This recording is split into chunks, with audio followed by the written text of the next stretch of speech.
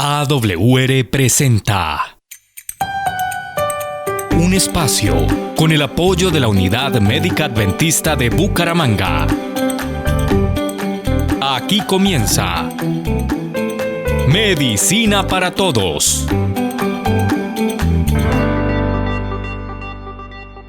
Un saludo a la comunidad de Bucaramanga, a todos nuestros amigos oyentes, nuestros fieles simpatizantes que semana a semana sintonizan esta Radio Mundial Adventista, para escuchar el programa Medicina para Todos. Este servidor, Mauricio Cancelado, les saluda y me siento muy a gusto en compartir con ustedes en esta transmisión la compañía del doctor Martín Honorio Suárez. Doc, bienvenido al programa. Muchísimas gracias. Siempre es un placer estar en Medicina para Todos y poder compartir estas bonitas experiencias con nuestros oyentes. Me gusta la ciudad de Bucaramanga, de salir a caminar, Doc, porque tenemos una cantidad de zona verde, árboles lindos, frondosos de sombra, pero también muchas flores pequeñas. Sí. Parecen insignificantes, pero realmente tienen un mensaje. Dios nos habla de muchas formas. Nos dice, hijito, te amo, te quiero, pero no pone palabras, porque a veces las palabras, me he dado cuenta que a veces las palabras fuera de contexto no dicen lo que tienen que decir. Lo digo porque me ha pasado, no sé, a ustedes, cuando recibimos un mensaje de texto de alguien que pone una frase por ahí media sin contexto y nosotros no la entendemos. A veces la entendemos justo al revés.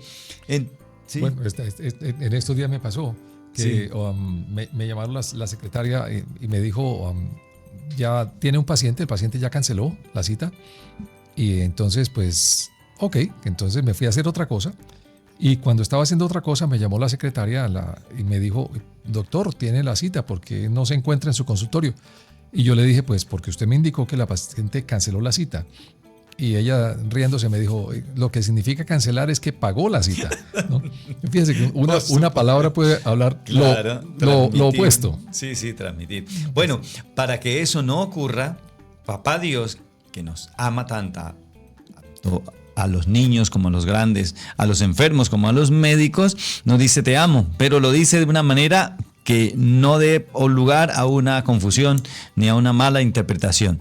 Cuando quiere que todos tengamos salud, es porque quiere que todos tengamos salud, no algunos.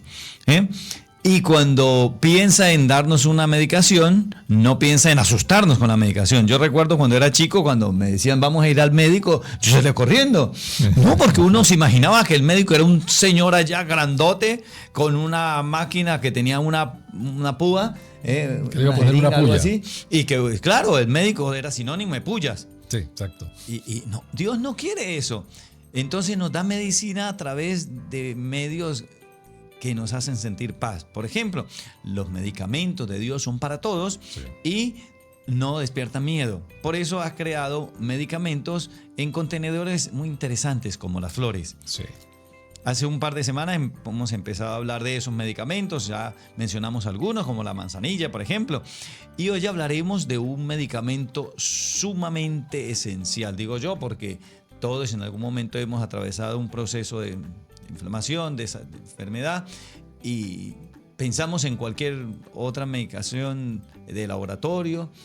No quiero decir con esto que si usted está muy grave, muy complicado y tiene un dolor fuerte, no debe ir al médico. Debe ir. Correcto.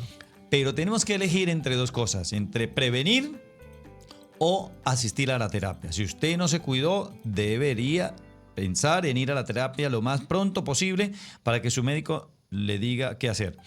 Pero si usted es de las personas que, como yo, tratamos de prevenir y de ir a visitar al doctor una vez al año para saludarlo, exacto, entonces debemos pensar en todos los días tomar nuestra medicación, nuestra medicina. Hoy hablaremos de la caléndula. ¿La conocen? Para algunas personas sí es conocida, para otras no. Bueno, las flores tienen sus matices. Hay algunas flores blancas, otras violetas. Esta caléndula tiene un matiz muy llamativo. El color amarillo es muy llamativo. ¿Por qué será tan llamativa? Pues pienso yo que papá quería decir, bueno, hijito, esta planta la voy a pintar de amarillo porque te sirve para muchas cosas y para muchas esenciales. para que la notemos. Así es. Para que la notemos, para que se destaque en el verdor de la naturaleza. Es correcto. Y para que se destaque en nuestra cabecita y cuando tengamos algún problema, entonces, la caléndula me sirve. Pero esto hablo del diario, ¿no?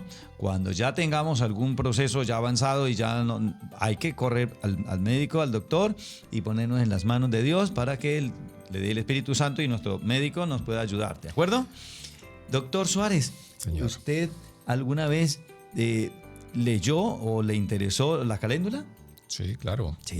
La caléndula es una planta que ha sido estudiada y sigue siendo estudiada, en medicina por sus maravillosas propiedades, especialmente de las que destacan su potente acción antiinflamatoria. O sea que nosotros, si nos golpeamos, evidentemente tenemos que utilizar y que nos administren un antiinflamatorio, o en un accidente, un choque, pero hay procesos inflamatorios naturales que son destructivos y para eso está indicada la caléndula. Para que, por ejemplo, muchas veces no nos cepillamos bien los dientes y eso produce gingivitis, inflamación de la encía. Sería bueno que podamos utilizar la caléndula, hacer buchecitos. Buches de caléndula. Sí. Se puede utilizar de muchas maneras. Por ejemplo, la inflamación se puede producir por dos razones grandes. Se puede producir porque haya algún microorganismo que nos infecte. Correcto. Y entonces el cuerpo reacciona con una inflamación. Eso sería uno. Otra manera puede ser, por ejemplo, por un trauma, que me caí, que me golpeé, que me golpearon. También produce inflamación. Y esas dos causas pueden ser manejadas de una manera natural con un potente antiinflamatorio como la caléndula. Entonces, por ejemplo, tú decías de la gingivitis, la inflamación de la gingiva, de los dientes. Eso se puede hacer buches de caléndula y la caléndula se absorbe y va a disminuir el proceso inflamatorio. Si tuve, por ejemplo, un golpe y tengo un chichón en la cabeza, ¿cierto? Sí. Pues póngase un parchecito de agua de caléndula con flor de caléndula, también le va a ayudar. Y si usted lo refuerza tomándose una aromática de caléndula, pues no solo se la está colocando de manera externa, pero también lo está absorbiendo de manera interna. Y es la misma caléndula. Perfecto. Bueno, alguna vez haremos todo un seminario y posiblemente ustedes vendrán. Hoy le dejamos la recomendación. ¿Cómo podemos hacer una infusión? Sencillo, ponemos una jarrita, una tetera o una olleta a calentar. Cuando empieza a hervir, le colocamos la plantita, 1 minuto máximo de hervor, lo apagamos, lo dejamos enfriar y la consumimos. Ténganlo en cuenta que hace muy bien. Y es para todos por igual, porque papá dice, te quiero mucho, te amo y quiero que no te duela nada, pero si te llega a doler, tómate esto todos los días que te va a hacer bien. Exacto. Para finalizar con la caléndula, las hemorroides. Sí. Las hemorroides, un buen remedio para las hemorroides es hacer estas infusiones de caléndula y hacer baños de asiento en caléndula y le va a ayudar muchísimo. Y va a prevenir un montón de consecuencias agravantes que tienen las hemorroides y no se cuidan con bastante prudencia. Doctor, hace un par de días de programas comenzamos a hablar de uno de los órganos que llamamos vitales, uno de los órganos nobles. Sí. Digo nobles porque no se queja nunca. Sí. Bueno, a veces se hace sentir y cuando se hace sentir nos asustamos y vamos corriendo al médico y no está mal. Hay que hacerlo. Pero es mejor no ir al médico asustado. Es mejor ir al médico, para un control. El corazón es uno de los órganos que más trabaja, que Dios nos dio para que nos dure toda la vida. Solamente que nosotros a veces acortamos la vida. Sí. Fue construido de una manera tan genial por una mente tan brillante como la de Papá Dios, que si bien las fibras que lo componen son tan duras como el acero, al mismo tiempo es tan flexible porque fue tejido. El corazón es un músculo, pero no es como los demás músculos. Ya lo habíamos dicho en algún programa antes. Es un músculo con una particularidad. Tiene un tejido muy especial, muy especial. Con una capacidad de resistencia enorme. El músculo del corazón se parece al músculo del esqueleto. Estructuralmente es parecido.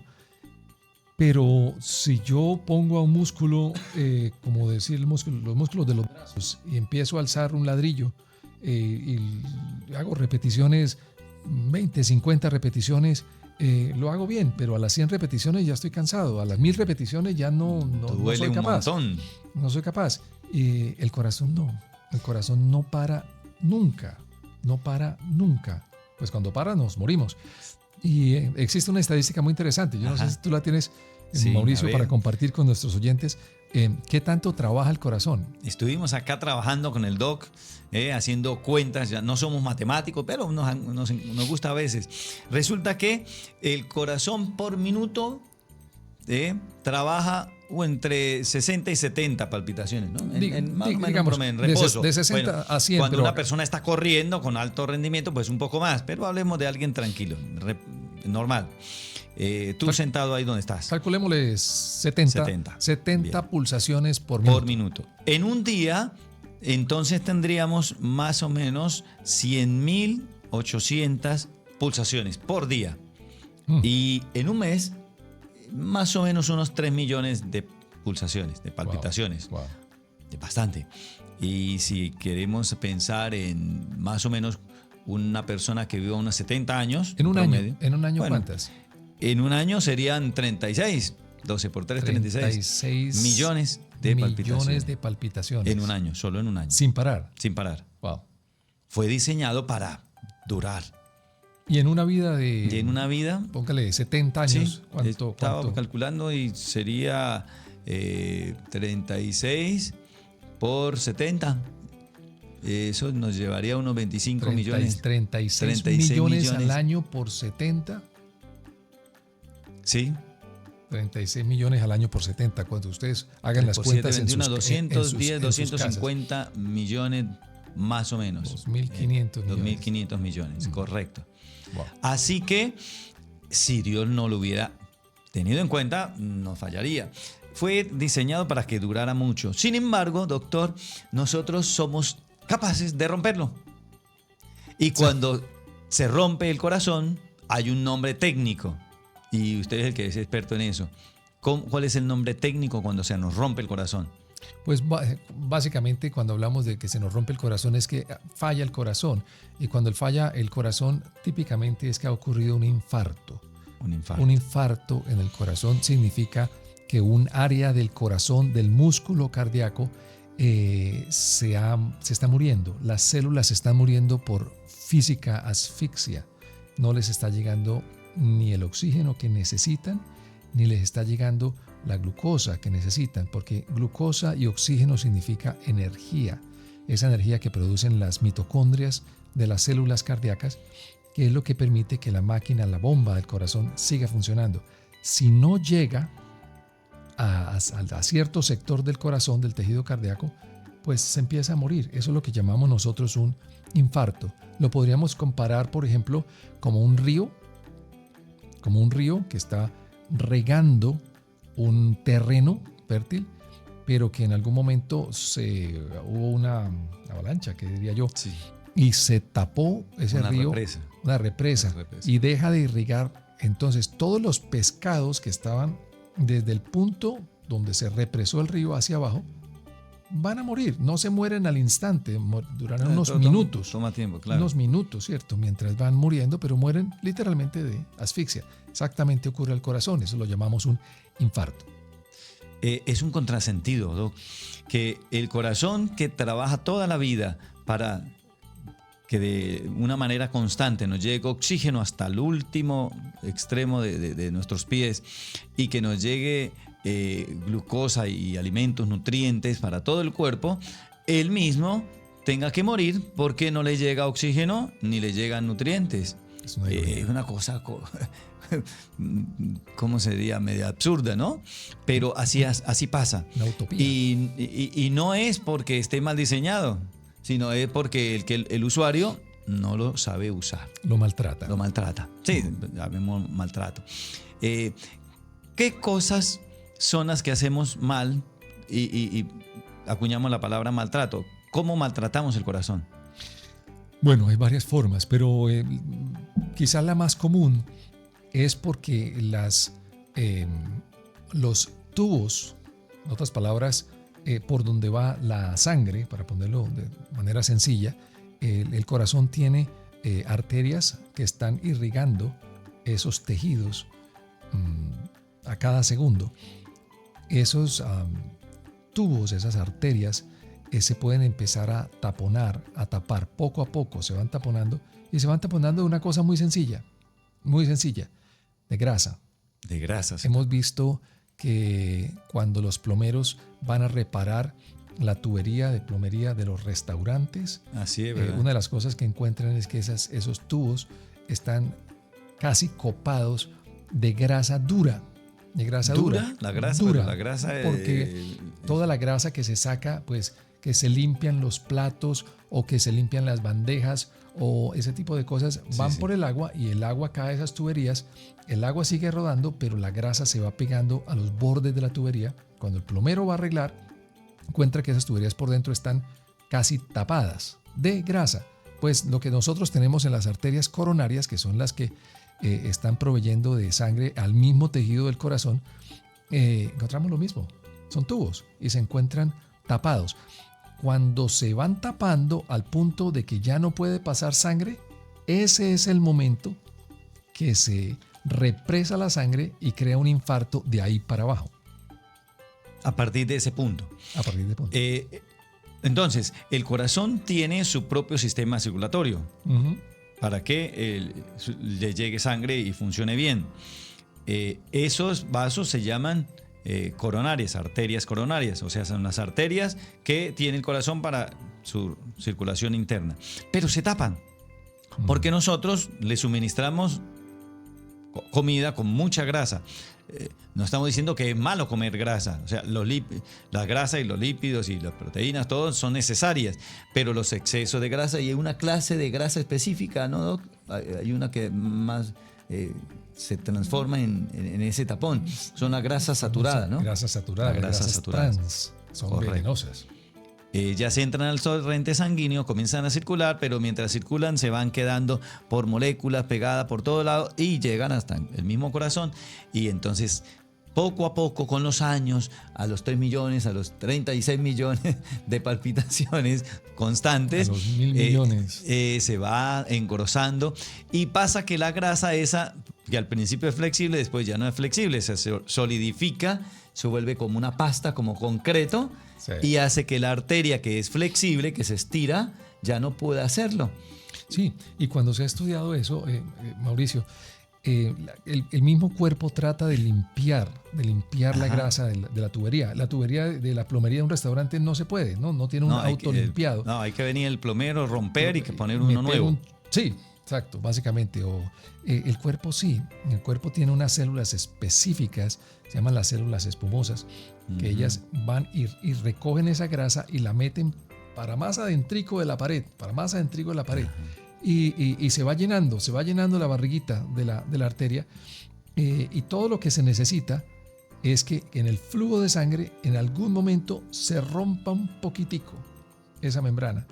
Sí. Y al romperse un poquitico la membrana, con el flujo de la sangre, el cuerpo entiende que hubo una laceración, como una cortada interna, y llegan, por supuesto, llegan las plaquetas y llegan todos los factores de coagulación para tratar de ayudar con la cortada.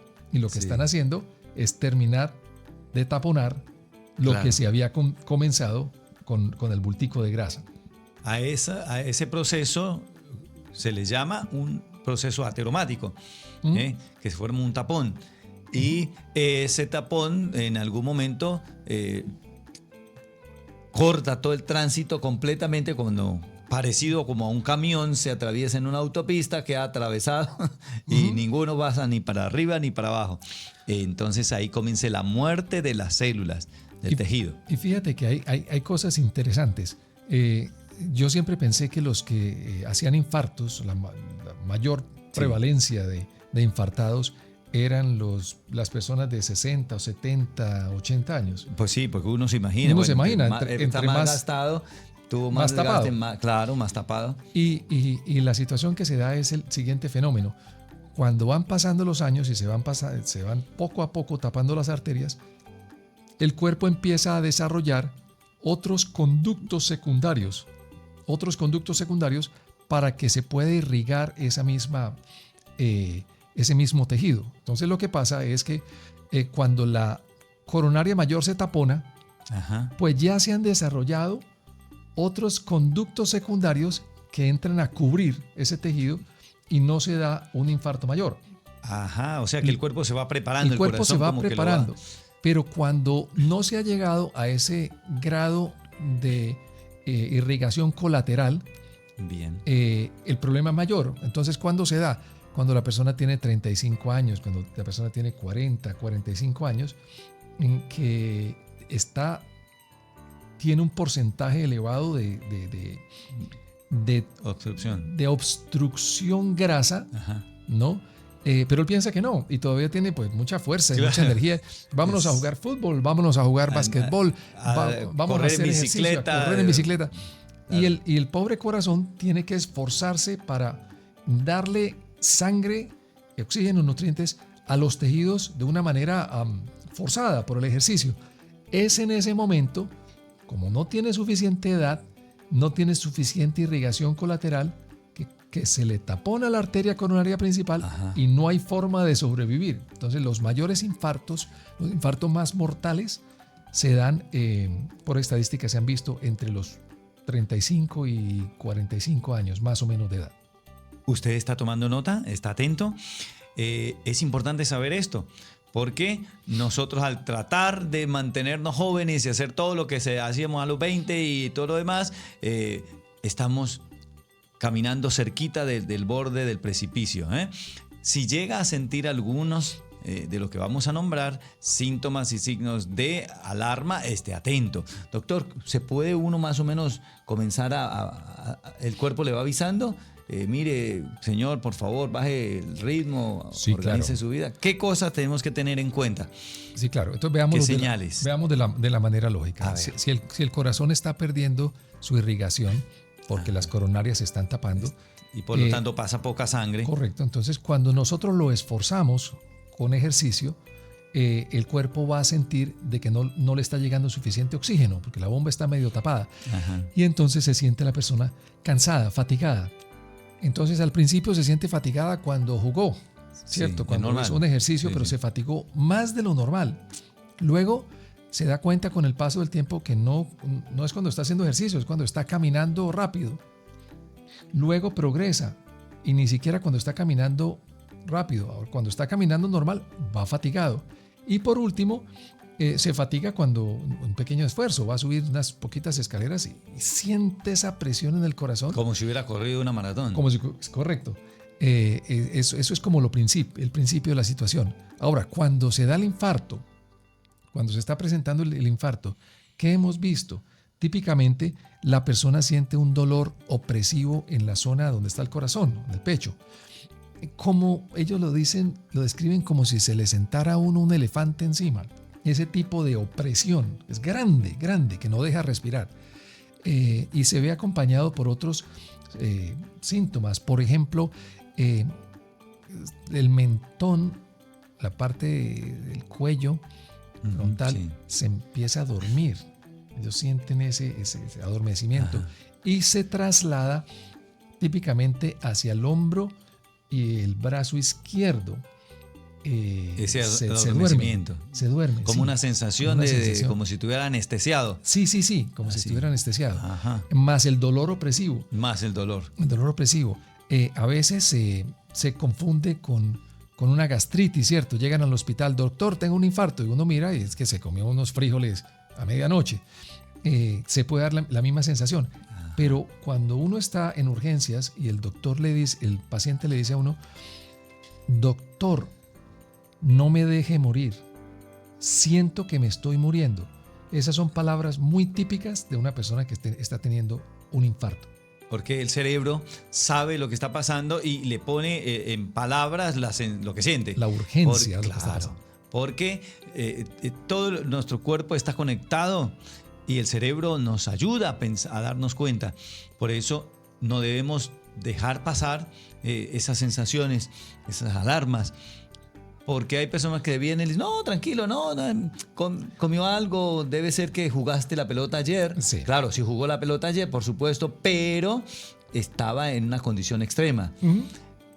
Hay que estar atentos. Y en estos momentos, como decíamos hace unos minutos antes, tenemos a un amigo que está atento en las urgencias, haciendo guardia. En la guardia no se duerme en ningún momento, a ninguna hora, porque se ha diseñado, gracias a Dios, el sistema de salud se ha diseñado para atender esos casos. Pero nosotros tenemos tiempo para prepararnos y tenemos tiempo para corregirlo. Correcto. ¿Qué cosas podríamos tener en cuenta, Doc, para corregir algún hábito, alguna forma de esas típicas que tenemos en nuestra cultura que nos están haciendo mal? Sí, claro.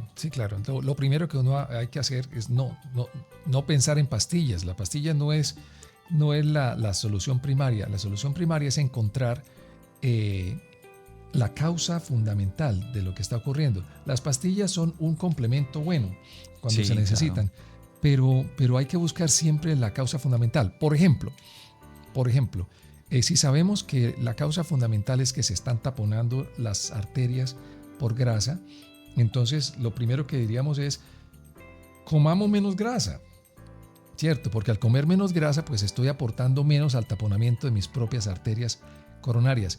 ¿Qué tipo de grasa? Hay dos tipos de grasa, ¿no? Está la grasa del aceite, la grasa donde entran todos los aceites, ¿cierto? Que hay. Ese es un tipo de grasa, pero hay otro tipo de grasa que es el sebo. El sebo, que los es lípidos, el colesterol como tal, ¿cierto? Entonces, que me quiero comer los frijoles con chicharrón. No, comámonos los frijoles, pero sin el chicharrón.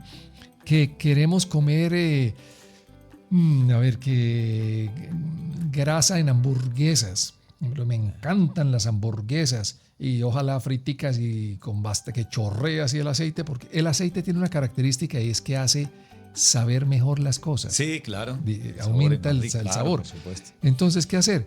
Cómase la hamburguesa, pero busque hamburguesas que no sean tan grasosas. Busque comer menos la carne, que me gusta el gordito, ese gordito de la carne que es el pollito con el cuerito que es tostadito, rico. Vamos a empezar a pensar que eso no es tan conveniente. Puede saber sabroso, pero no todo lo sabroso es conveniente. Disminuir las grasas. Y ya con eso estamos no disminuyendo el taponamiento de las arterias, pero por lo menos no estamos contribuyendo a que empeore. Claro, por supuesto. Esa sería una razón. Ahora, el otro consejo es busquemos cosas que pueden ayudar a limpiar. Hace 20 años atrás en la medicina se creía que era imposible. Una arteria coronaria tapada, simplemente hágale un puente, no hay que hacer ahí nada. Ahora la ciencia ha comprobado que sí se pueden limpiar y se puede revertir el proceso ateromatoso de las arterias coronarias hacia mejor. ¿Cómo? Con cosas muy sencillas. Adopte una dieta lo más vegetariana posible. 1. Disminuya el consumo de huevo. El huevo es muy bueno como alimento, tiene muchas cosas buenas, pero contribuye bastante grande al colesterol. Claro, entonces, y sobre todo que algunas personas no se comen un huevo. Se comen 3, 4 huevos revueltos y... Porque sabe sabroso. Claro, entonces, es delicioso. El desayuno, pues vamos a comernos 4 huevos fritos cada uno, ¿cierto? No se coma 4 huevos fritos, cómase uno, disfrútelo. Y ojalá si se comiera 2 o 3 a la semana nomás, estaría mucho mejor todavía. Claro. Hay otros consejos, por ejemplo, se ha visto que el consumo de la lecitina de soya, actúa como un jabón molecular que entra por la sangre y tiende a llevarse poco a poco pedacitos de ese sebo, pedacitos de ese ateroma y va limpiando las arterias. Entonces, ¿cómo se consigue la lecitina de soya? En las tiendas naturistas o en las farmacias ya las venden como cápsulas. tómese una cápsula de lecitina de soya todos los días y está haciendo algo muy bueno para el colesterol de las arterias de su corazón. Excelente, Doc. Deberíamos tomar nota de estos consejos y compartirlos, por supuesto. Y si usted tiene alguna consulta o algún aporte, decir, mire, yo ese me sentí mal y comencé a practicarlo y ahora me siento mejor, llámelo, escriba, envíe su mensaje a la radio, a este programa Medicina para Todos, y estaremos felices de poderlo compartir, porque la medicina es algo que la construimos juntos, y la experiencia es la que se documenta. Cuando se hace un estudio médico, está documentado en muchos casos. Bueno, si el caso es suyo, escríbalo. Doctor, si una persona tuvo un preinfarto, ¿qué diferencia hay entre un preinfarto y el infarto? En realidad lo que hay son infartos, ¿cierto? Los otros son signos de que le va a dar un infarto.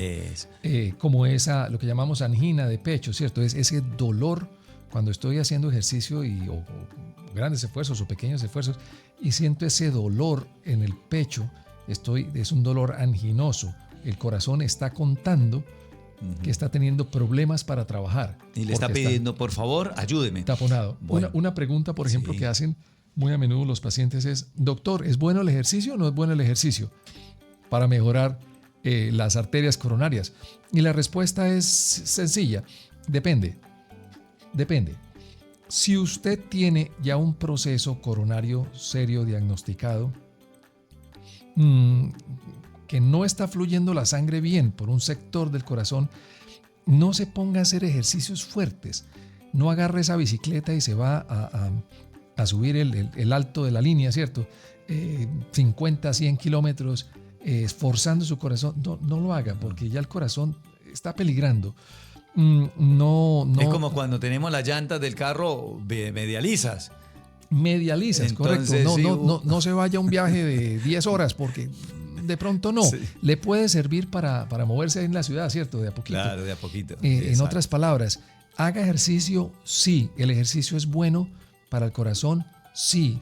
Para un corazón que está medio tapado, sí. Pero haga un ejercicio sencillo. Camine.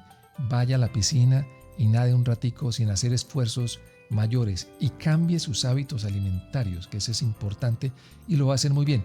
Hemos visto muchos casos de personas que tienen procesos de ateromas, o sea, están tapadas las arterias a unos 70, 80%, y les encanta ir a jugar fútbol.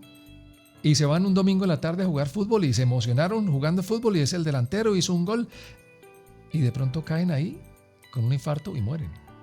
Y uno preguntaría, ¿pero no estaba haciendo ejercicio? Sí, pero su condición no daba para ese tipo de ejercicio. Lo que debería estar haciendo es un ejercicio más suave y le haría mucho mejor. Por supuesto. Así que, para no esperar al final para hacer ejercicio, hagamos ejercicio fuerte, hagamos un ejercicio regular todos los días, un poquitito, 10 minutos a la mañana, 10 minutos a la tarde. Eso va a prevenir o va a ralentizar el proceso de endurecimiento de las arterias y de las venas, para que nuestro corazón nos lo agradezca y nos siga acompañando otros 3 millones de palpitaciones en el próximo año que estamos cursando. Gracias a Dios, porque también nos da mensajes. El Salmo 27, verso 14, dice: esfuérzate y aliéntese tu corazón. Si tuviste un preinfarto, si estuviste con alguna situación o tienes esa aprensión que sientes un elefante en el pecho, como decía el doc, no te angusties, no te pienses que te vas a morir, Dios no quiere, pero te está avisando, bueno, corrijamos algo, empecemos a hacerlo bien y aliéntese, que cuando papá llama la atención es para decirte que se puede arreglar, pero tienes que poner de tu parte. Cada uno hace su parte y si de la mano de Dios hacemos la nuestra, es posible revertir ese estado, ¿de acuerdo? Así es. Vamos a dar gracias a Dios por darnos un corazón saludable y a pedirle que nos ayude, que nos perdone cuando hemos cometido errores y que nos ayude a cuidar este corazón. ¿Me acompañas? Padre Celestial, gracias por haber creado para cada uno de nosotros un corazón saludable. Y gracias por darnos buenos alimentos. Ayúdanos para seguir cuidando este corazón para que palpite. Llénalo de tu amor, llénalo de bondad, llénalo de gratitud para que se prolonguen sus palpitaciones y para que este corazón continúe bombeando con amor, palabras, trabajo y todos nuestros actos estén llenos de tu misericordia y bondad. Bendice a cada oyente y en esta semana que tenemos, acompáñanos, pedimos en el nombre de Cristo Jesús. Amén. Amén. Bendiciones para todos. Nos vemos la próxima semana. Gracias, doctor Suárez, por Fue un gusto. todos sus consejos. Buen día.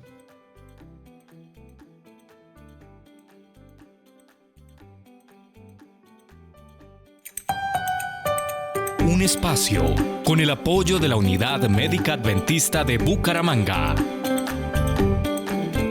Medicina para Todos.